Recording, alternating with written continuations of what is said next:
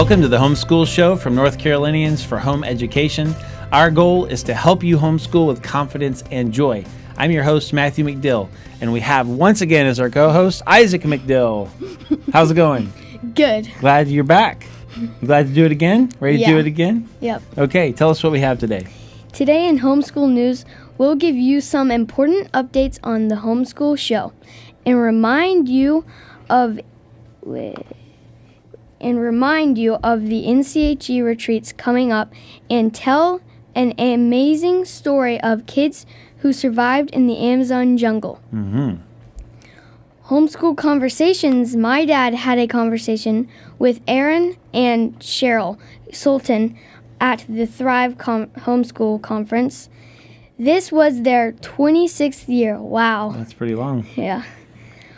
Homeschool Helps with Amanda. Today, Amanda includes her discussion of various homeschool approaches by taking a closer look at the Montessori approach to homeschooling. All right, thanks. Sounds like a good show.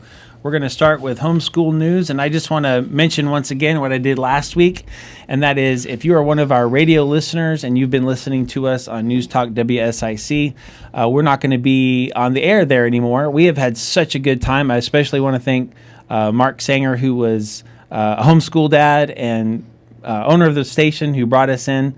It's been so great to be here.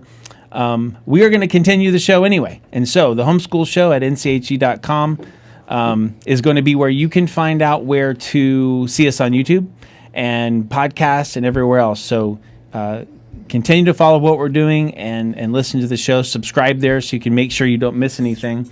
In July, once again, we're going to be having some highlights of Season 2, and you can watch for August 7th will be the first episode of Season 3. So check that out. We also want to remind you about the importance of closing your homeschool. Tell us about that, Isaac. The NC homeschool law requires that you close your school when you are finished homeschooling or move out of the state. This can be a hard thing to remember to do, but it is important to do. It's easy to do. Just log into your account on the NCDNPE website or give them a call at 984-236-0110. That's right. So it's really easy to do. Just make sure you do that. And one of the reasons that's important is because it helps keep the records of homeschools clean in North Carolina. And honestly, some of the legislators really get bent out of shape when we don't have the right numbers. And sometimes they want to bring up more legislation and oversight. So it really helps keep everything happy and clean. So please make sure you close your homeschool. Just once again, I want to remind you that registration is open for the Dad's Retreat and the Mom's Retreat. Both are this fall at the Caraway Conference Center. And you can go to our website and find out about both of them and register there. So go check that out. Okay, I want to mention a story that I saw. I know you saw it too on the news, Isaac, and that was 4 children survived in Colombia in the Amazon jungle for 40 days. You think you could do that? No. Why not? It'd be so hard trying to find food and shelter. Yeah, and something would eat you probably. Yeah. So anyway, these kids, is really sad. They were on a plane with their mom and a couple other adults. The plane crashed, and these kids survived the crash and went out into the jungle and knew how to survive. They were eating cassava flour and seeds, and apparently these people were from the area and knew how to eat and how to find things and how to survive. Here's what's amazing is the age of these kids. They were all siblings, brothers and sisters, 13, 9, 4, and 1. Could you imagine a 1-year-old kid? You do some babysitting, right? A 1-year-old kid out in the jungle. What if you had to babysit one out there? That would be really hard. That's right. So, there are a few things that make me really impressed with this.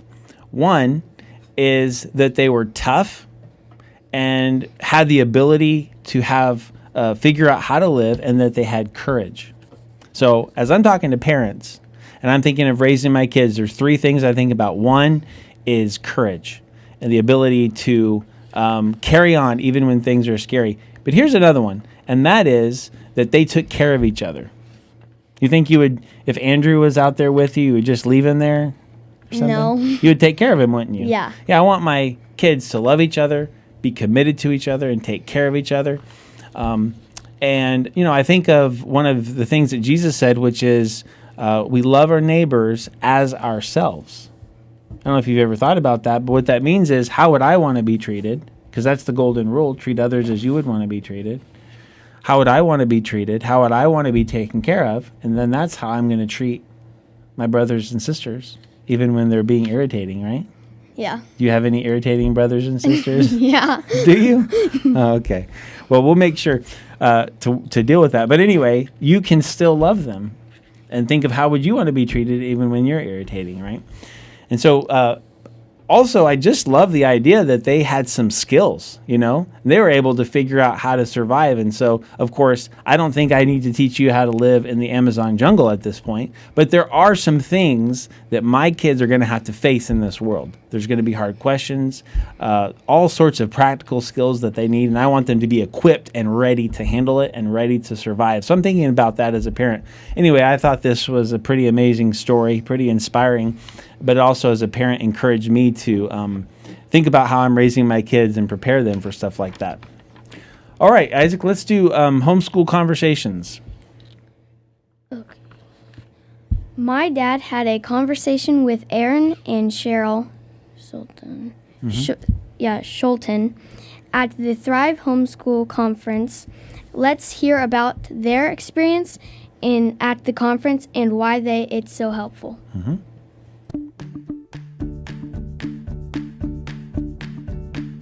I think this is our 25th or 26th conference. I've been coming since 1998, and I had anticipated putting my child or children at that point into public school. Had a friend that was homeschooling an older child and had a child the same age as my oldest, who was, I think, 4 or 5 at the time. And she told me about the conference, and I thought, well, I better check it out because I had read a lot of books, and the books are great, but coming here really solidified our decision to homeschool. When I first started coming here in 1999, I think there was one of your selling points to me was there was one session, I think it was, about targeted to dads. And so I came and attended that, and then every year it just really expanded the focus. And in the first couple of years, I would say it was 95% mothers here with, and sometimes with children. But over the years, it's become a very family-oriented conference. The dads are very involved. There's plenty of sessions targeted to dads and husbands. So that was great. To me, the sessions, the workshops are just invaluable. It's kind of like coming here. You can look forward to getting a refresher that gives you a catapult for the year. By coming here, you get to see and mingle with many like-minded people, which I absolutely love. That is just another great selling point for NCHE, and having this wonderful conference is our children have benefited greatly. We always brought them. That was never a question. We love bringing our children here because we saw the value that they were getting, the reinforcement and the like-mindedness, and just truly making lifelong friends here from other parts of the state that they just really benefited from. So that's been a huge value to us, has been doing that. I think I would also add that even though there are great talks for parents, NCHE has really stepped up its game in having talks relevant to teens, talks really relevant to what's going on today, current events, things that they can relate to, and it's just great. A lot of apologetics, a lot of just things that are just very current to today. Yeah, we also, to that point, we really always look forward to seeing who the speakers are going to be. We look back very fondly on the history of the speakers we've been able to see and listen to here. And, thinking of people like Vodi Bakum and Ken Ham, and the list just goes on and on and on that came in here, the McDowells, and gave just incredible, Brett Kunkel, just gave amazing talks here. Coming to NCHE has been very special for us because we've been able to get and hear that kind of speaking talent. And this is one of the few places, if you live in the North Carolina area, this is one of the few places you can actually go to see these kinds of speakers. It's just been wonderful. With social media, you can pretty much look up anything you want, find out information about anything. But I feel that coming to the conference every year is just a must do, because you have a sense of community here that is no way replicated on social media. I don't care how many friends you have, it's not the same thing. You come here and you're among friends, you're among like-minded people, you really feel like you're part of something really big, and you are, but you can't really grasp that until you're here at the conference. It's really, really a special experience. All the activities, they have activities for everybody. They've had talent shows and games and dances for teens, and just talks and gatherings for people that live different, within the regions of North Carolina. It's just a community. I can't really describe it any better than that. It's just like coming home to family. And there are people that we see here once a year, and it's like a family reunion. It's just really a blessing. We enjoy it so much. We never miss it. And as a matter of fact, our youngest will be graduating in 4 years, and we're going to keep coming because we like it that much. We're just going to be volunteers. Yeah, well said. Yeah, I would say to any homeschooler in the state of North Carolina that has not been to this annual conference, I would just suggest to really give it a try, because it's very tempting and easy to order curriculum online and be in your own bubble at home, and maybe through your neighborhood or a small community where you live, to be involved with some other homeschoolers. But I would just say it's hard to put into words, but you really haven't experienced the homeschooling experience in terms of a statewide community like you would get here in Winston-Salem at the NCHE conference. The talks that you can go and listen to that are focused on homeschooling, and honestly, more importantly, focused on Christ, is absolutely central to any homeschooling family's welfare. And to be able to have that, walk around the book fair, which gets stellar vendors here every year, you get to see very unique things, and you get to be around this community. We just love the people that we look forward to seeing every year.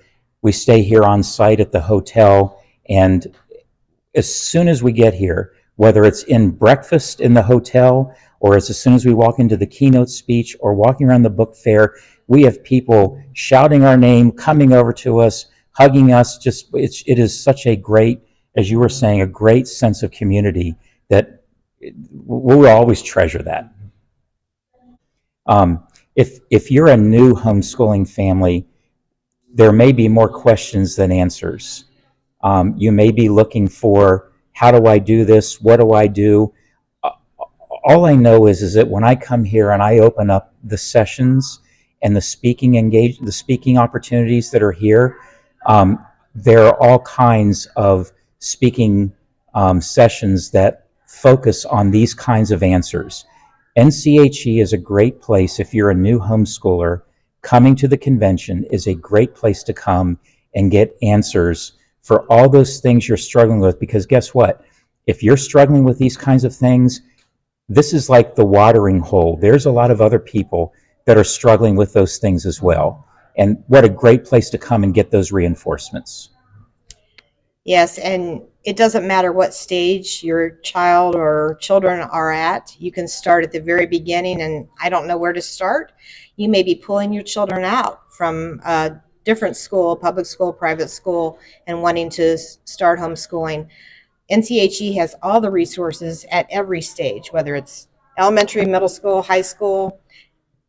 If you're worried about will my child be able to get into college? Well, that's an absolute yes. We have several that have graduated college with getting in with no problem. It can all be done.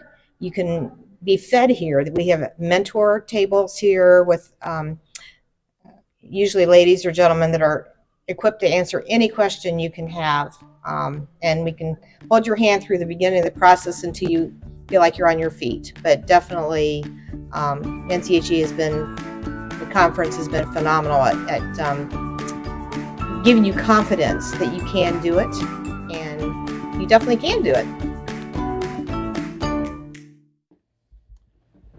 All right, I really enjoyed speaking with Aaron and Cheryl, and as you can tell, they're not just regular attenders of the conference, but they are super big supporters of NCHE, and we just love having them on the team as supporters.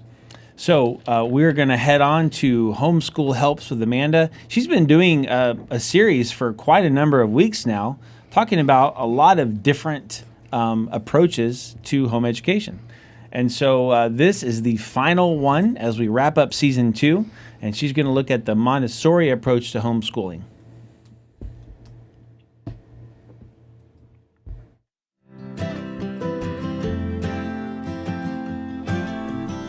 Welcome to Homeschool Helps with Amanda. I'm Amanda Wares, Homeschool Helps Director with NCHE. So last but not least, today we are going to talk about the Montessori approach to homeschooling. Now, Maria Montessori was a medical doctor and Italian educator in the late 19th and early 20th century, who focused her attention on how young children learn. Her findings led to an educational philosophy that revolutionized early childhood education, and it continues to influence preschools, day cares, church schools, and other forms of education to this day. So the Montessori approach really is child-centered, and it values each child as a unique individual. If you remember, when we talked about Charlotte Mason was really focusing on the whole child. So it's a little bit similar to that, but with a different perspective. Now, creativity and curiosity are encouraged. Independence is encouraged. Self-regulation is a real key point in the Montessori philosophy of education.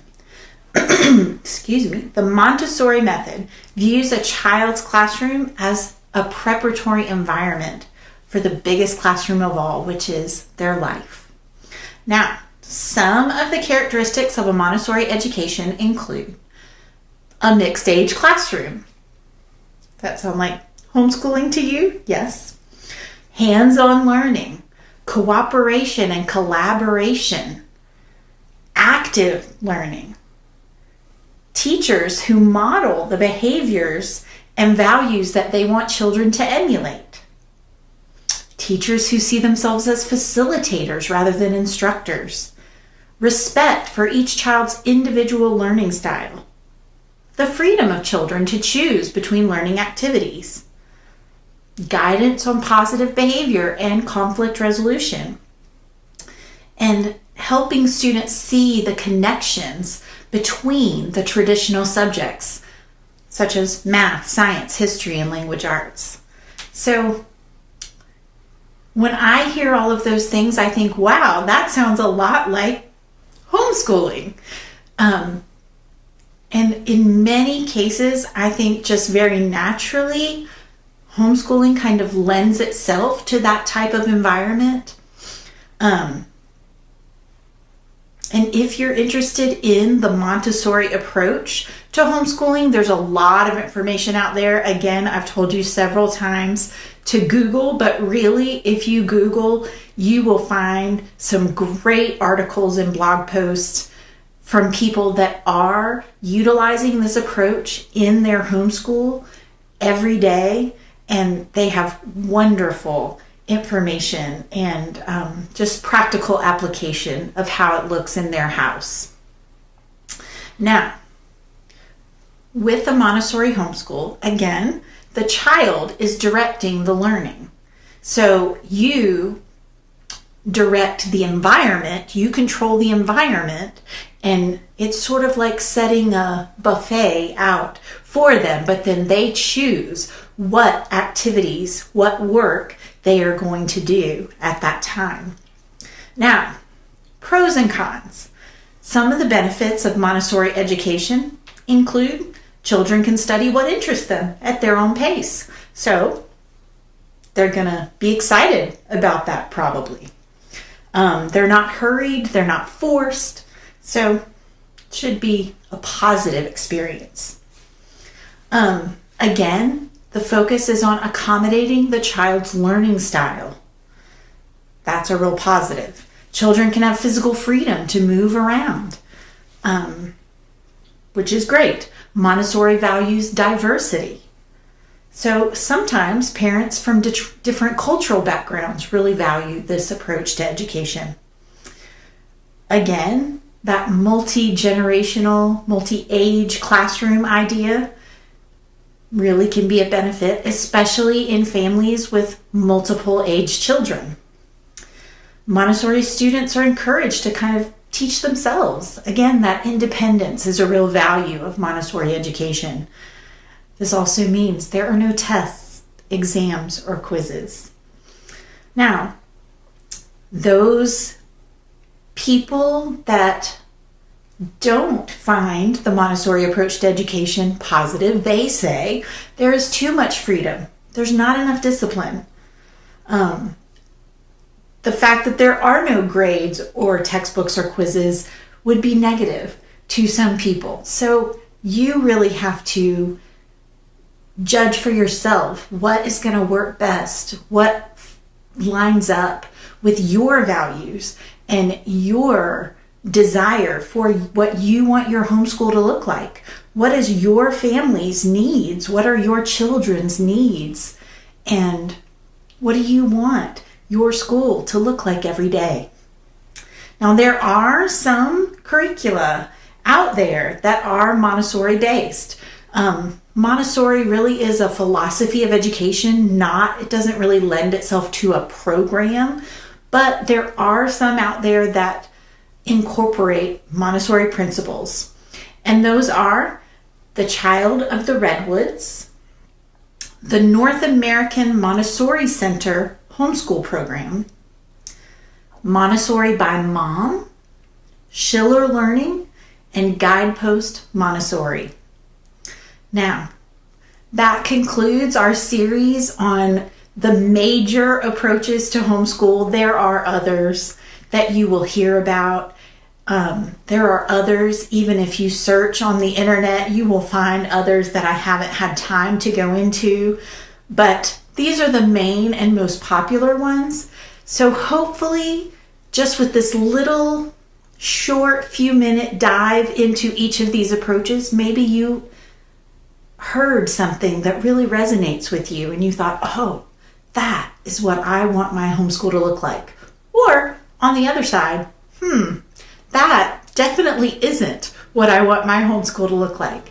Either way, it's going to help you as you form your homeschool, as you choose your curriculum, as you order your day, all of those things. Really start with determining what your approach to your homeschool is going to be. I really hope this helps today. Thanks for joining us this week. We'd love to hear from you. Send your questions and feedback to the Homeschool Show at nche.com. Please help others find this show by subscribing, rating, and leaving a review on Apple Podcast and YouTube. If you think this show would be helpful to your friends and family, please let them know about it. To learn how to subscribe to our show as a podcast and on YouTube, visit nche.com/The Homeschool Show. All right, Isaac, thanks for joining us again. You're welcome. You did a great job. Maybe you'll come back one day. Maybe. Maybe. So I want to take just one moment to mention a couple things. One is that as we start up season 3, we would really love to bring back in the segment that we used to call the homeschool reality moment. And that's when you take your phone and you are in your house, or you're on your field trip, or you're doing your stuff, and you tell us a story, or you show us your project, or you take us on your field trip. And these can be homeschool hacks, things that you've learned, important stories in your life. And people just love to see what's going on in your life and in your home. And maybe you're learning things that would be helpful to others. If you go to the website that Isaac said, nche.com/the homeschool show, there's a place that you can upload your videos. So this would be the perfect time this summer, while you're doing your fun stuff, to upload videos. And let us see what you're doing this summer. And then when we hit it in August, we'll be able to share some of those with you. So go check that out and think about how you can contribute. Thanks again for joining us. Be with us in July for some of the highlights. And until we see you again in August, continue to homeschool with confidence and joy.